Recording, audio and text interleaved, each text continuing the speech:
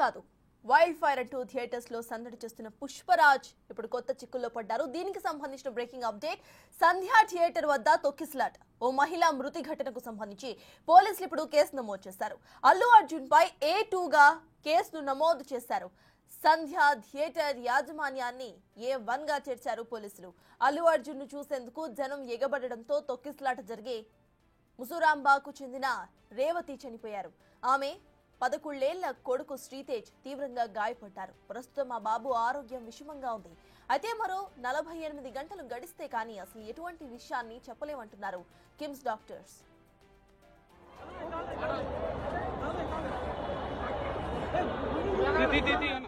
ఇక మరోవైపు పుష్ప టీం తమకు సహాయం చేయాలని డిమాండ్ చేస్తున్నారు బాధిత కుటుంబ సభ్యులు.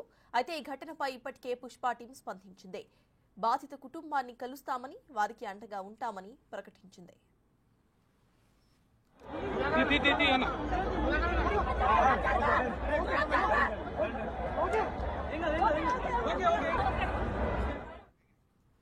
నిన్న పుష్ప సినిమా ప్రీమియర్స్ లో ఇటు తొక్కిసలాట జరిగింది. అయితే అక్కడ ఒక మహిళ చనిపోయింది. దీనికి సంబంధించి కేసులు కూడా నమోదయ్యాయి. అయితే ఈ కేసుకు సంబంధించిన అప్డేట్స్ మా ప్రతినిధి సాగర్ అందిస్తారు. సాగర్, చెప్పండి, అసలు కేసుకు సంబంధించిన అప్డేట్స్ ఏంటి? A1 గా థియేటర్ యాజమాన్యాన్ని, A2గా ఇటు అల్లు అర్జున్ ని బుక్ చేసినట్టుగా తెలుస్తోంది. అసలు అప్డేట్స్ ఏంటి?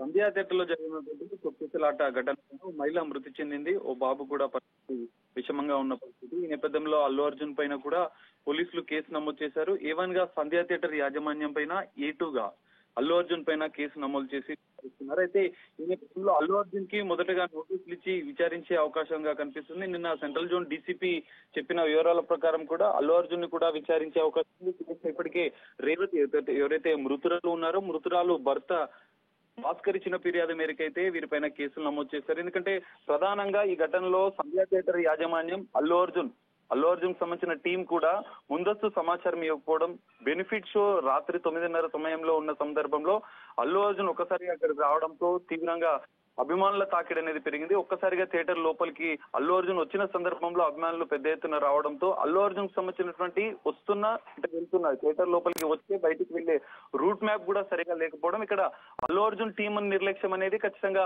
భద్రతను కల్పించడంలో థియేటర్ కి సంబంధించినటువంటి యాజమాన్యం నిర్లక్ష్యం కూడా ఖచ్చితంగా ఉన్న నేపథ్యంలోనూ బాధితురాలి అంటే మృతురాలికి సంబంధించినటువంటి భర్త ఇచ్చిన ఫిర్యాదు మేరకే పోలీసులు కేసు నమోదు చేసినట్లుగా చెప్తున్నారు. ఏది ఏమైనా ఈ కేసులో అల్లు అర్జున్ కూడా ఒక నిందితుడిగానే పోలీసులు చేర్చారు. ఈ నేపథ్యంలో పోలీసులు విచారణ చేస్తున్నారు. అయితే మొత్తంగా ఈ 2 కారణాల వల్లనే ఘటన జరిగిందని చెప్తున్న పోలీసులు ఎటకేలకు ఇద్దరిపైన కేసులు నమోదు చేశారు. అల్లు అర్జున్ టీం పైన, యాజమాన్యం పైన, అటు అల్లు అర్జున్ పైన, చిత్ర యూనిట్ పైన కూడా కేసులు నమోదు చేసి విచారించే అవకాశం ఉంది. ఈ రోజు దీనికి సంబంధించినటువంటి కీలక అప్డేట్ కూడా వచ్చే అవకాశం కనిపిస్తుంది. Right, thank you Sagar.